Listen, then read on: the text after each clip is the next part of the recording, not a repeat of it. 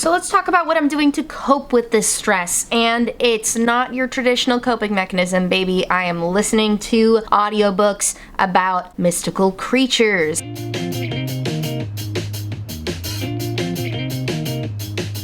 Hello and welcome back to the Hard Feelings podcast. This is, of course, my mental health podcast where I talk about things like anxiety and depression, aka hard feelings. I'm so excited to have you with me here today. Today's episode is about holiday stress. Could you feel it through the screen? Can you feel it oozing out of my pores and into your ears? Gross. Sorry. I take it back.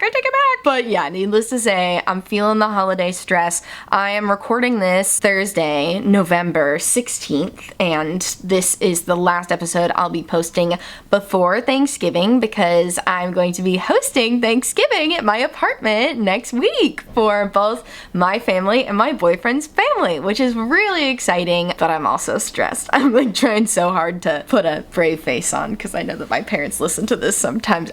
Okay, here's the deal. I'm really excited for you guys to come. I'm thrilled for my parents to come up and for my boyfriend's family to come up too. Like, I'm thrilled to be with family. I'm just a little nervous about hosting. You know, it's my first time hosting a holiday party on my own. It's making me feel like I've just gotten slapped in the face with adulthood because I'm cool New York City girl who lives in her tiny, humble apartment because she's an artist and she's just expressing herself. So I don't have a lot of room, but my current apartment is a lot bigger than the apartment I lived in before. I used to live in a 400 square foot studio apartment that we made the most of and absolutely loved, and we spent all of the panoramic in that place. It was lovely. But now we have like almost twice that, so there's a little more room to spread out when people are here. So I'm trying to remind myself of that, but we still have a small kitchen and a tiny oven. I cleaned my oven though. I'm sorry. Let me not have this be an extension of what I talked about in therapy this week, even though it's all related, dude, because we're talking about holiday stress today and mine just keeps pouring out. But I promise I will stop dumping all that onto you and instead we'll try to be a little solution oriented, I guess. I was gonna say productive. You know, I hate the word productive. You and I together here, you through the screen in the future, me in the current moment right now, are gonna try to find the gift of holiday stress, if there is one. The gift of stress in general. Right now I'm talking about holiday stress just because I feel like the holidays in particular can bring up a lot of stress because if you watched my episode a few weeks ago about melancholia, I recorded that around Halloween. I talked about how melancholy I was feeling because of all the good memories I have associated with the holiday. Same goes for Thanksgiving, same goes for Christmas, same goes for New Year's. Those are the holidays that I celebrate and have memories of celebrating as a kid, and they just get me excited but also leave me with this feeling of sadness knowing that they'll never be the same again. And those traditions, you know, a lot of the traditions are no longer happening because you're an adult and you live on your own, but now I have this lovely opportunity to have my family here and to make new memories. But it also makes me nervous because I've never done it before. Oh man. Yeah, I think we're gonna find a gift in holiday stress. I think there's something to be had there. I've got some coping mechanisms for you that have been helping me with my holiday stress, and yeah, it's gonna be a good app. Okay.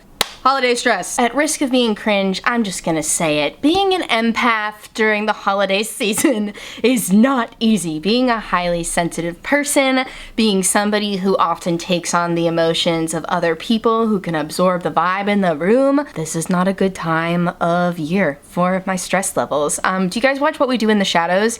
I am like Colin Robinson on that show as an energy vampire. So he like absorbs the energy from other people and like feeds off of it, and that's me with stress. Except it wouldn't, in my version, it doesn't affect the other people. I hope, but I feel like I am a vacuum for other people's stress. Like if somebody tells me something stressful going on in their life, I'm destroyed. Dude, it takes such a toll on me, and then I feel guilty about that because I want to be a supportive friend. I want to be a good listener. I think everybody should be able to, you know, relieve some of that stress. I'm someone who relieves stress by talking about my stress sometimes, but you know, we all go through different phases in life and different stressful moments, times where we have more stressful moments going on than others. So I try to be a supportive partner, but I really do absorb other people's stress a lot, and that's something I want to work on. I don't know if that's something I can do because for me the answer is an absolute absolutely not to be like, nobody tell me anything bad then. I need you as the listener to know that I just had to take a 20-minute break because I got overwhelmed by talking about my own stress. So let's talk about what I'm doing to cope with this stress. And it's not your traditional coping mechanism, baby. I am listening to audiobooks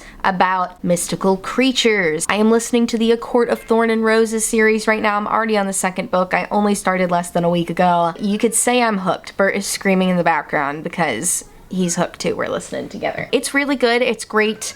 It's a fantasy, genre. It's also a little spicy, so that's fun to listen to. It's just escapism, I found that to be really comforting lately. I'm not watching Gilmore Girls as much lately. I know, you're like, what the heck? What's going on? I still love Gilmore Girls, and I have been watching like here and there, but I haven't had it going like 24/7 the way I had for like the previous however many months I was on my Gilmore Girls kick.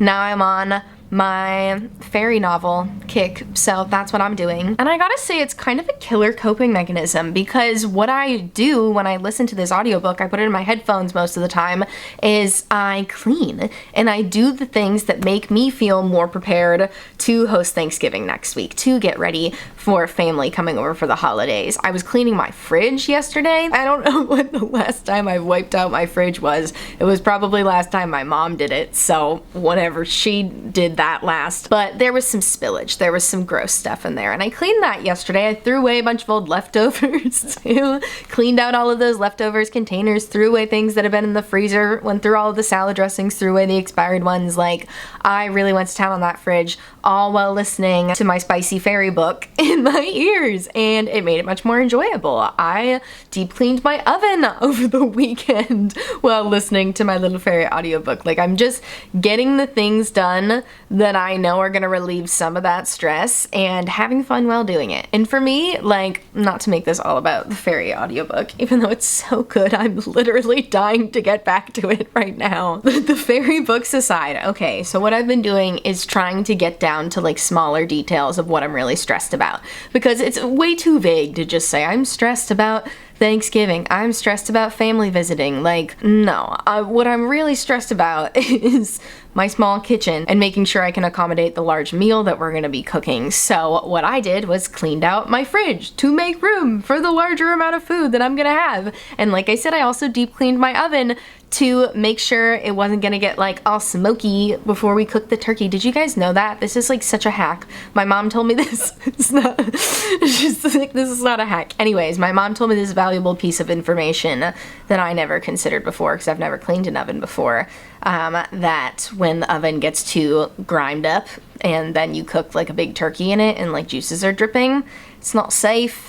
And it'll affect the flavor of the turkey and it could get smoky. It's just not good business, So I'm happy that our oven was dirty when we moved in, okay? We're not cooking a bunch of sloppy stuff. I'm sure things have dripped before. That is not what this podcast is about, though. This podcast is a little off the rails because I'm a little off the rails right now because I have holiday stress. But anyways, bringing us back on track here, ripping us back on track here. I am trying to deal with the little stressful things that I can control. So for me, it's making sure my kitchen is prepared to accommodate a large meal, and also just making sure my house is clean in general, because I won't even sugarcoat it. My mom knows this. She knows she'll be paying attention to whether or not my house is clean. She'll be noticing. So I want it to look clean, so when she notices, she says, yeah, big thumbs up. This place looks wonderful. That is what I'm hoping for. But yeah, I'm doing the things within my control and just kind of chalking the rest up to like, it's all gonna be fine, because visiting with family is like what the holidays is supposed to be about, That's kind of what I keep trying to Hallmark movie slogan myself into remembering, is that family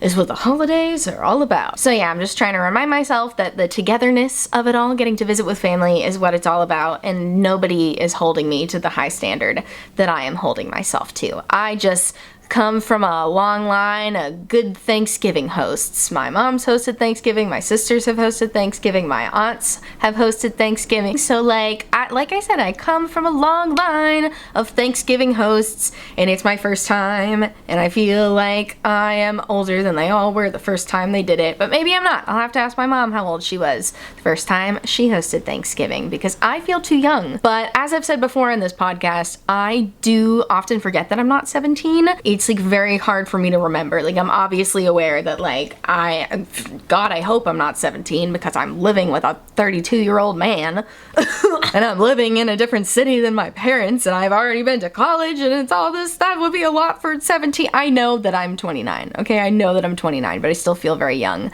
So when stuff like this happens, it feels like it hits me like a brick wall, and I'm like, I'm old enough to host Thanksgiving in my home with my family and my partner's family. Like, that just feels like very adult, very grown up, so I'm nervous about it, but I know it's gonna be fine. I know it's gonna be fun. I'm gonna probably make a playlist of groovy tunes. You know me, I'm all about setting a good vibe. Getting the place to feel good, I think, makes a big difference. You know, lighting a candle, putting a cozy scape on the TV. I'm telling you, dude, that is my mental health hack of the week. That is my mental health coping mechanism of the week that I didn't know was gonna be it until right now. Oh, isn't it fun when they just hit you like a bolt of lightning?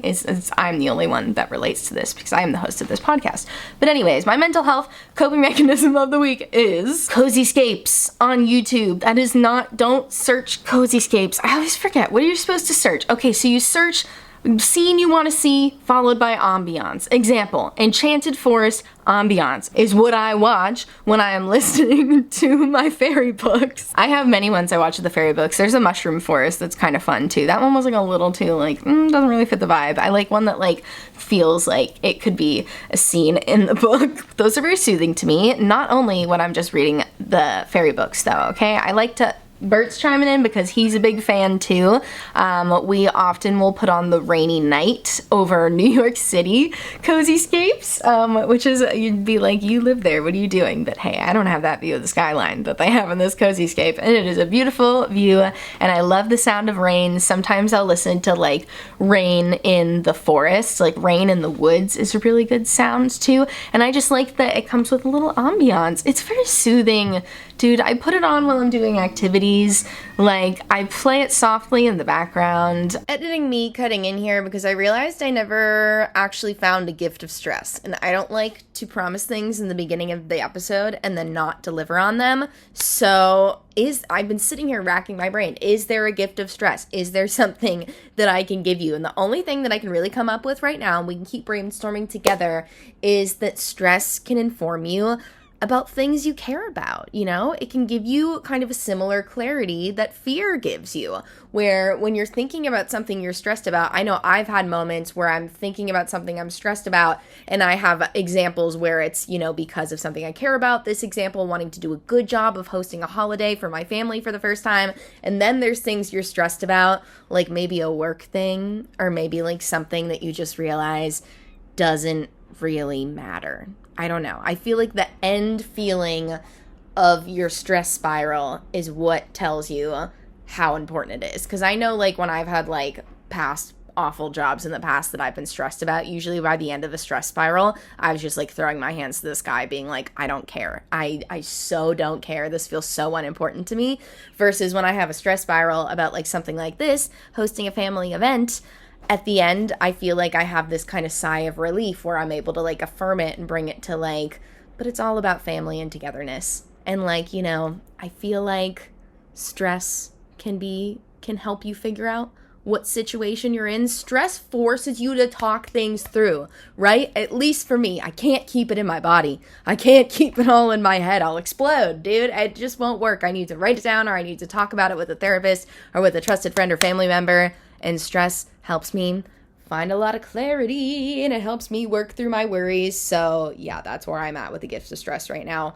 Let me know what you think. I think my song of the week is gonna kind of all tie into this whole setting a good, comfy, cozy vibe. And for me, I've been listening to a lot of older Matt Berry lately. So Matt Berry is an actor and comedian. I know him from What We Do in the Shadows. Wow, 2 What We Do in the Shadows references in one video. I'm a big fan of him, and I only recently found out that he made music, and I'm really into his album Witch Hazel and Killing the Wolf. The first one's from 2009. And the second one is from 2013, I think. I might be saying those wrong. But my song of the week is going to be Winter Solstice, because that is the vibiest song I've ever heard. I know that was a cringy thing to say, but I don't take it back. You'll listen and you'll get it. Like, you'll listen and you're just like, you're going to want to sway with the music. You're gonna wanna walk outside.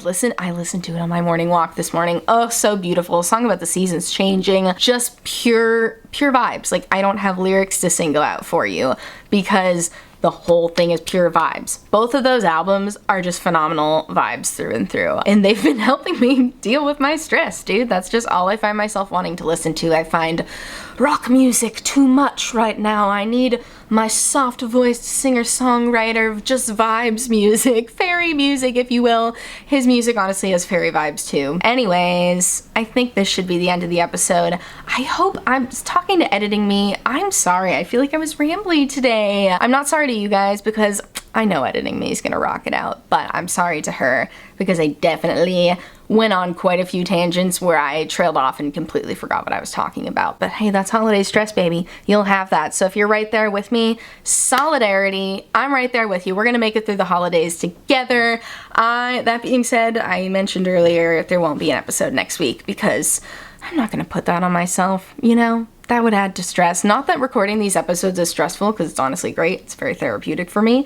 But just because I don't want to have to schedule it around stuff when family's here. I don't film in advance. I film the day before I post these because that is just how my ADHD brain works. Like, I can't do things in advance. I have to do it when inspiration strikes.